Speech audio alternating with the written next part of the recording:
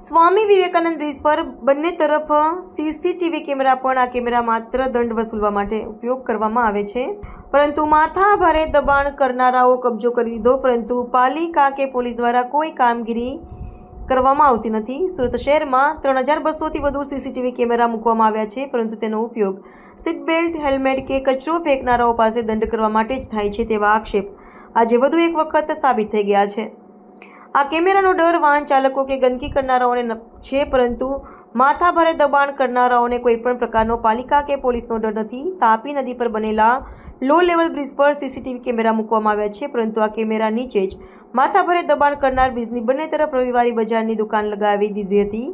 આ બ્રિજ પરથી પસાર થતા લોકોએ બ્રિજ પર ભરાયેલું રવિવારી બજાર જોઈને ભારે આશ્ચર્ય થવા સાથે ચર્ચાનો વિષય બની ગયો હતો। આ બ્રિજ પર પાલિકા અને પોલીસ દ્વારા મુકાયેલા કેમેરાની સામે જ માથાભારે તત્વો સમૂહમાં દબાણ કરતા હોવા છતાં પાલિકા કે પોલીસે કોઈ કામગીરી કરી નથી, જેના કારણે બ્રિજ પરથી પસાર થતા વાહન ચાલકોને ભારે મુશ્કેલીનો સામનો કરવો પડ્યો હતો।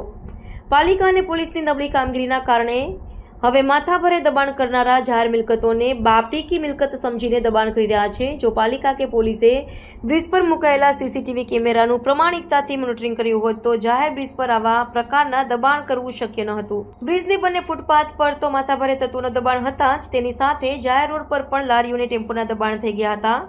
સુરતના સ્વામી વિવેકાનંદ બ્રિજ પર માથાભારે તત્વોએ કબજો જમાવી અડધા બ્રિજ પર બંને તરફ રવિવારી બજાર શરૂ કરી દીધું હતું, જેના કારણે અહીંથી ખરીદી કરવા આવતા વાહનો રોંગ સાઈડમાં દોડ્યા હતા, જેના કારણે ટ્રાફિકના નિયમોનું પાલન કરીને ચલાવતા વાહન ચાલકોને અકસ્માતનો ભય રહ્યો હતો।